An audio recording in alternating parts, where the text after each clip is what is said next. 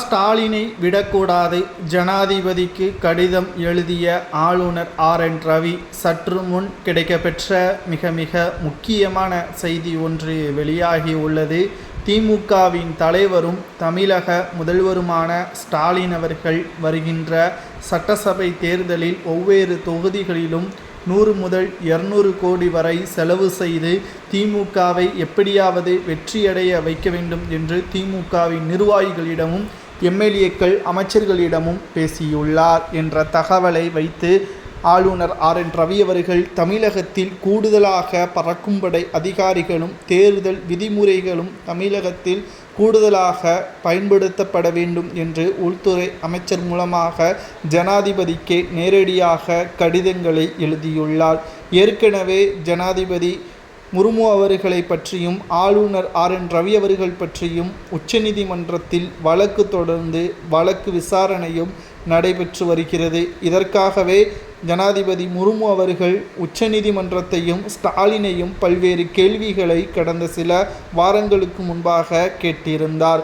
அதாவது 10 மசோதாக்கள் நிறுத்தப்பட்டிருப்பதற்கு ஆளுநர் தான் காரணம், ஜனாதிபதியே முழுமையான பொறுப்பேற்க எப்படி உங்களுக்கு நீதிமன்றத்தில் வழக்கு தொடர்ந்த முடிந்தது, உச்சநீதிமன்றம் இந்த வழக்கை எப்படி ஏற்றுக்கொண்டது என்று ஜனாதிபதி முர்மு அவர்களே நேரடியாக உச்சநீதிமன்றத்திடம் கூறியிருந்தார்.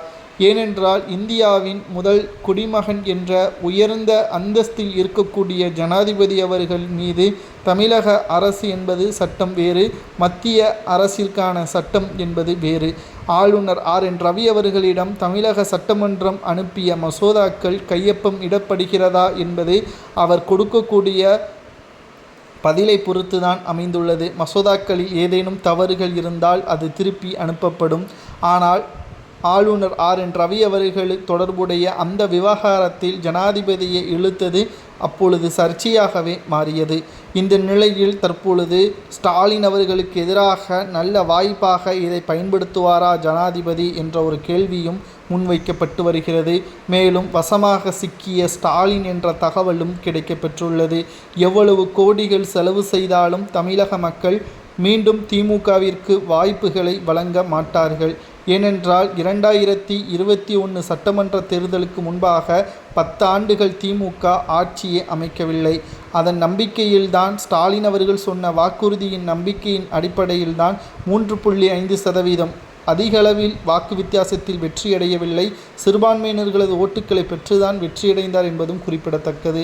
மேலும் ஸ்டாலினை சும்மா விடக்கூடாது என்று ஆளுநர் ரவி அவர்கள் உள்துறையிடம்